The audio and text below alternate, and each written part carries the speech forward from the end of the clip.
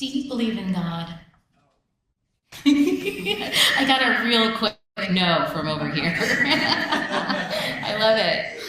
I personally never know how to answer that question. And I'm probably asked that question, do you believe in God, more often than most people, just because as a minister, once people find out I'm a Unitarian minister, they want to challenge me and argue a little bit. I think that's kind of the stereotype of what we Unitarians like to do, is discuss those sorts of questions. When people say they don't believe in God, maybe you say that, sometimes I say that, I'm always curious, though, to tell me about the God you don't believe in. Who is he? Notice I said he. The God you don't believe in is probably a he. I'm going to say a quote by Rabbi Lawrence Kushner. Let me get my...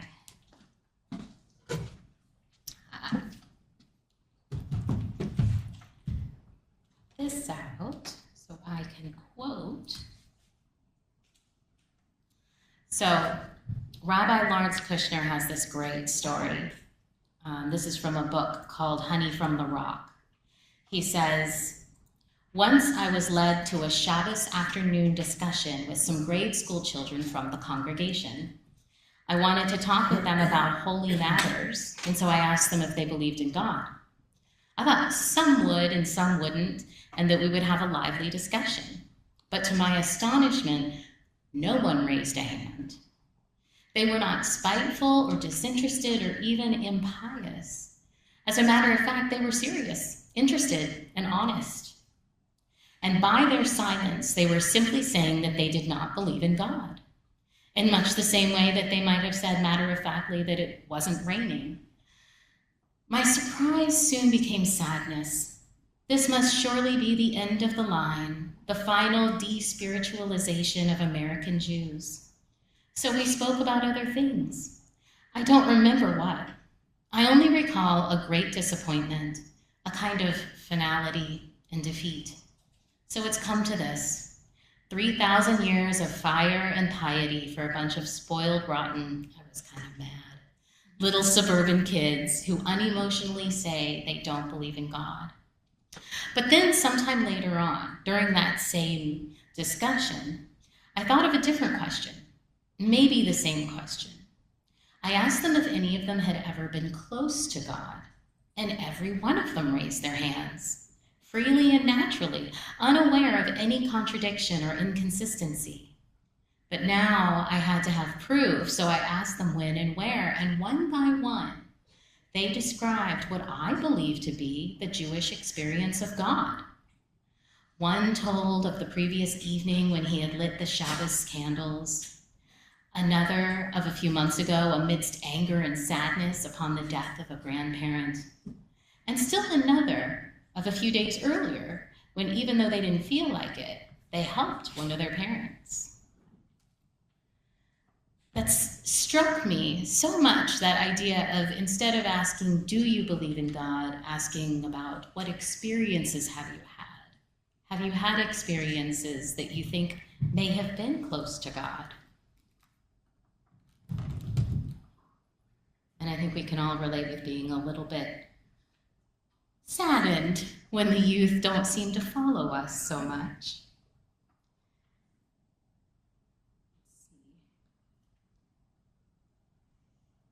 So, I will reframe my previous question, or at least add to it.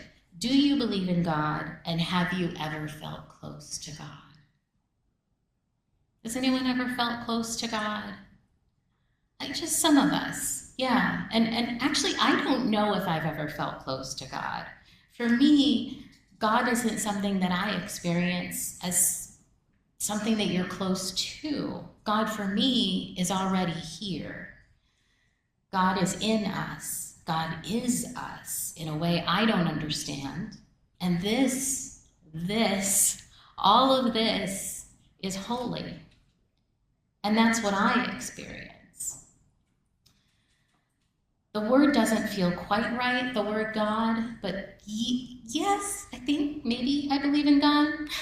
Like the villagers in the story of God's hat, we all see different things when we look towards the direction of whatever God is.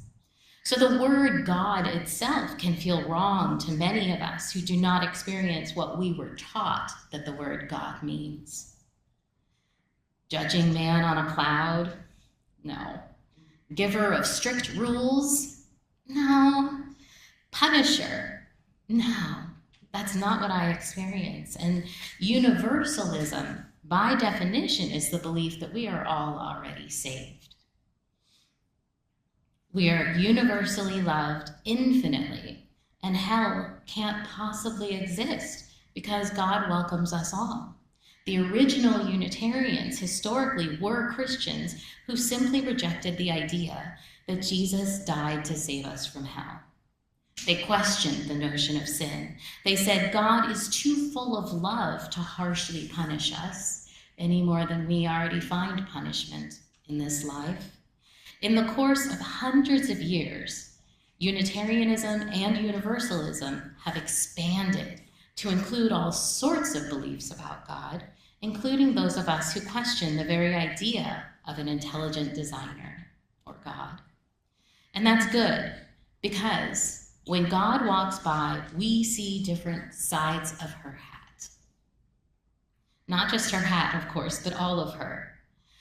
I could never quite connect with my parents' or Sunday school teachers' idea of a God out there that you pray to. A kind and friendly God, yes, but a God that you have a relationship with. A parental God who is an entirely separate being from you. That doesn't resonate for me. And I imagine it doesn't resonate for some of you as well.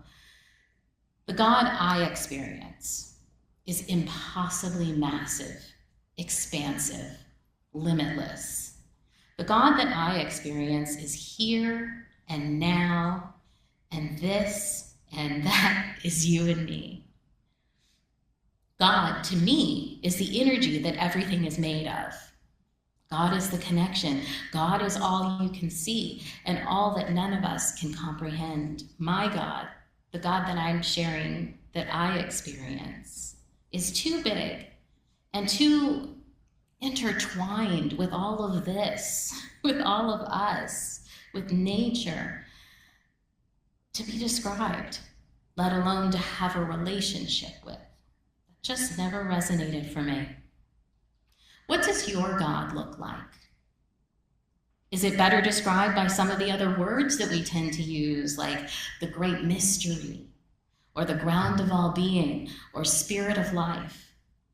Or maybe you're just not on the God train at all, and that's fine too, because it's the diversity of beliefs that we have and that we cultivate here.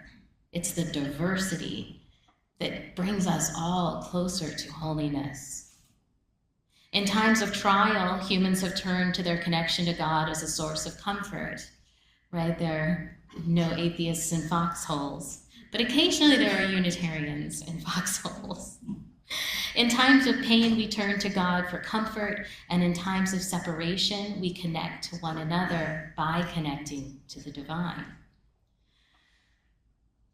So I'd like to say, let's celebrate what I'm going to call a joy communion by connecting in the way that we can through the holy. I've never heard of joy communion before, like water communion or flour communion. Sometimes Unitarians even do a bread communion, but that's when we're feeling really traditional, which doesn't happen that much. We are making up joy communion this morning. It's made up, but I think we can do it because we are summoning up all the reserves of joy in our own holy, divine souls and calling forth the many colors of God's hat to unite us in joy. We're making this up as we go along. This is the spontaneity of joy, the ground of all being. I'm going to ask you to close your eyes as you feel comfortable, and as best you can, picture the color of God's hat. How does the divine reveal itself? Herself himself, itself, themselves? How does the divine reveal itself to you? Historically, there are many, many names of God, and if you just think through some of them, Jehovah, Elohim, Allah, what are you seeing? What is connecting with you? I'm going to read a meditation on the names of God and allow your experience to manifest to you. Can you feel the deep well of joy that overcomes all pain? Can you connect to us at this time of fear? Can you allow your energy to grow beyond your body and to connect with all that is? All of us who love you. Vishnu, Maya, Kali, Ishtar, Athena, Isis, Great Mother of Creation, Womb of the Universe, the Feminine Divine, Jupiter, Zeus, Apollo, Dionysius, Lord of Creation, and the Masculine Divine, the Golden Apples of oh gosh, I don't know how to say that Greek name. Horus, Aten, Ra, God of beginnings and endings, the soul, soaring like a bird to the life-giving, light-giving power of the sun. All life is one. Shiva, Shakti, Yin and Yang, the dance of life and death from hand to hand. In perfect balance, the movement of forces as the earth turns beneath the stars in their courses. Krishna, Varuna, Jesus Christ, God of the Upanishads and Rig Veda, mystic priests in the Bhagavad Gita. Om Shanti, the lotus, creating our own karma and reincarnation here and now, and the ever-present realization that art thou, Buddha, Nirvana, the enlightened ones. Liberation sought and won in daily life begun under a tree in the sun, to a state of being indescribable, comparable to none. Allah, Akbar, there is no God but God. The righteous one, purity of fire, goodness and truth to inspire, fight fire with fire, quench the evil desire. Let the call ring forth from minaret to spire. El Shaddai, Yahweh, Elohim, the God of peace be with you. Thou of 1,000 names and yet ever nameless, let us confess the mystery of your holiness. Let the silence praise thee and the 9 billion stars of thy namelessness. This meditation on the names of God is a meditation about you, because you are not separate from the divine. It is a meditation about us, for we are the cells that make up God's body. We are living, breathing holiness. And so this is our joy communion, taking your connection, your knowledge of divinity, what you experience. For you, it might be a comforting mother. For you, it might be the vastness of the galaxy. For you, it might be holy doubt. Taking all of our experiences and beliefs and recognizing them as joy, recognizing that we are connected like spokes on a wheel, driving ever deeper into connection and community, into unity, into a singular divine. And taking that energy, my friends, and raising it up, and feeling the energy radiate from your hands, from your body, from the top of your head. With your eyes still closed at first, letting the wild, divine energy of your soul rise out of your palms and your head, your fingertips, your toes, seeing in your mind's eye as you bless all of us, as we bless you, as we fully connect in ways that are invisible to our own eyes, but which are no less real. And then finally, opening your eyes, pulling your energy back into yourself,